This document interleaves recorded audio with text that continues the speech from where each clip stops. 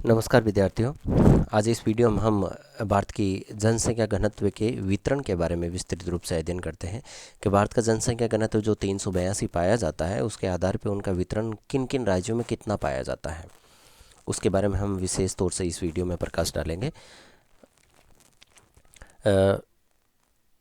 जनसंख्या का जो घनत्व है वो विभिन्न कारकों से प्रभावित होता है।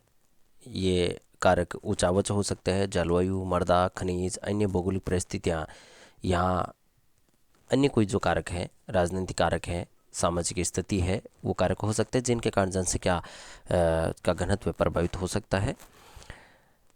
भारत में जनसंख्या की अगर स्थिति देखें, जनसंख्या घनत्व की स्थिति देखें तो सबसे न्यूनतम जनसंख्या घनत्व अरुणाचल प्रदेश में 17 व्यक्ति प्रति वर्ग किलोमीटर पाया जाता है।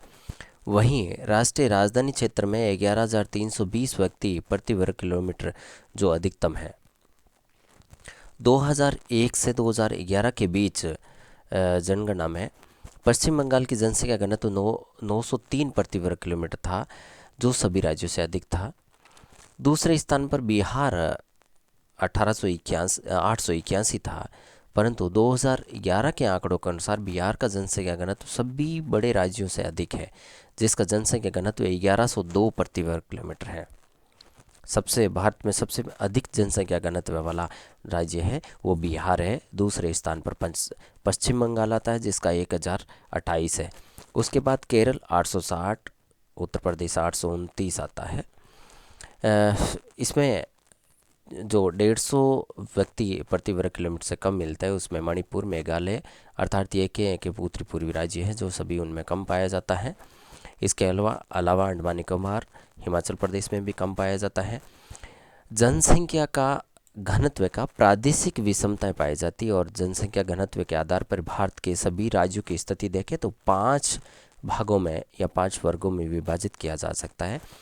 अति न्यून जनसंख्या घनत्व, इस वर्ग में 100 से कम जनसंख्या घनत्व वाले राज्य रखते हैं।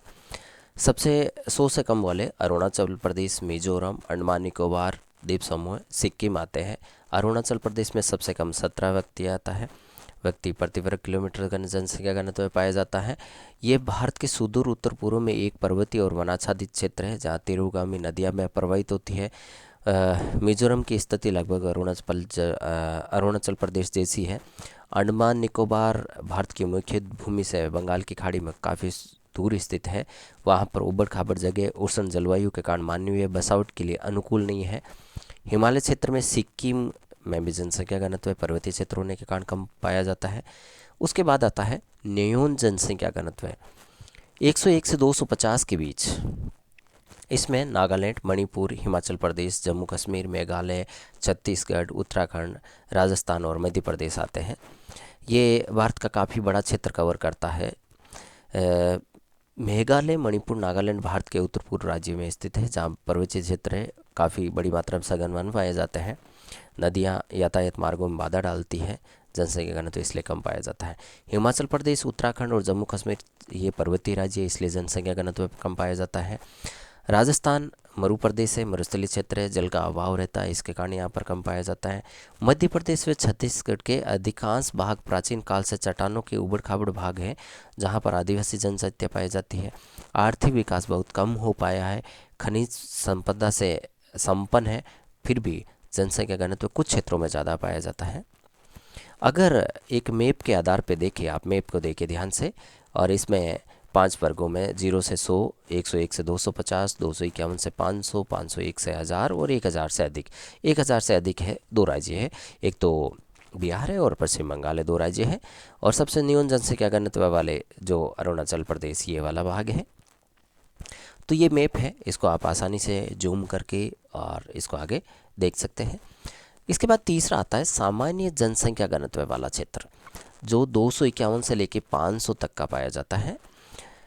इसमें उड़ीसा, गुजरात, कर्नाटक, आंध्र प्रदेश, त्रिपुरा, महाराष्ट्र, झारखंड, असम और गोवा ये सीधा सा ये है कि अधिकांश तटीय राज्य है, जहाँ पर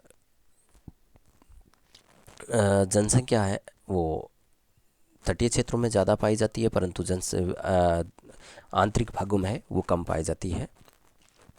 झारखंड में छोटा नागपुर पठार है जो जनसंख्या खनिजों की दृष्टि से संपन्न है, परंतु खनिजों के कारण उद्योग धंधे अधिक पनपे हैं, तो वहाँ कुछ जनसंख्या घनत्व थोड़ी बहुत ज़्यादा पाई जाती है। गुजरात, महाराष्ट्र, आंध्र प्रदेश, कर्नाटक, तमिलनाडु में खनन उद्योग कृषि के कारण जनसंख्या घनत्व सामान्य है। उसके बाद अगला आता है अधिक जनसंख्या घनत्व। उत्तर प्रदेश गंगा के समतल मैदान में स्थित है, इसलिए यहाँ पर जनसंख्या घनत्व 501 से 1000 के बीच वाला भाग है। यहाँ पर जनसंख्या घनत्व काफ़ी अधिक पाया जाता है। राज्य की अर्थव्यवस्था मुख्यतः कृषि पर निर्भर है, इसीलिए यहाँ पर जनसंख्या ज़्यादा पाई जाती है। औद्योगिकीकरण, नगरीकरण के कारण जनसंख्या का संकेंद्रण पाया जाता है। पंजाब, हरियाणा कृषि उन्नत राज्य है और केरल में जननांगीकी के संरचना भी काफ़ी अधिक मात्रा में पाई जाती है, इसलिए यहाँ पर जनसंख्या घनत्व ज़्यादा पाया जाता है। केरल, उत्तर प्रदेश, हरियाणा, तमिलनाडु, पंजाब ये राज्य हैं जहाँ पर जनसंख्या घनत्व क्रम से केरल में 860, उत्तर प्रदेश में 829, हरियाणा में 573, तमिलनाडु में 555 तथा पंजाब में 551 पाया जाता है। दादर व नगर हवेली में केंद्र शासित प्रदेश है, वहाँ पर भी जनसंख्या घनत्व 501 से 1000 के बीच पाया जाता है। अंतिम आता है अत्यधिक जनसंख्या घनत्व, जहाँ पर 1000 से ज़्यादा पाया जाता है। इसमें बिहार और पश्चिम बंगाल दो प्रमुख राज्य हैं, और केंद्र शासित प्रदेशों की बात करें तो एनसीआर दिल्ली, चंडीगढ़, पुडुचेरी, लक्षद्वीप, दमन एवं दीव है, जहाँ पर जनसंख्या घनत्व अधिक पाया जाता है। क्योंकि जो एनसीआर वाले क्षेत्र है, जो अपने केंद्र शासित प्रदेश है, इनके क्षेत्रफल कम है, जनसंख्या ज़्यादा पाई जाती है।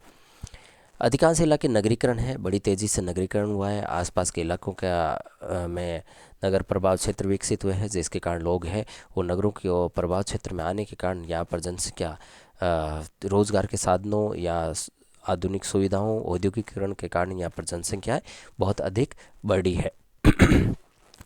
तो ये मुख्य 5 जनसंख्या घनत्व के क्षेत्र हैं। इस मैप को आप आसानी से देखिए, इस मैप के आधार पे पूरा ये वीडियो बना है, और इस मैप में सब कुछ दे रखा है कि किस क्षेत्र का, किस राज्य का जनसंख्या घनत्व कितना होगा, किसके अंतर में होगा, किसके आधार पे होगा, ये सारा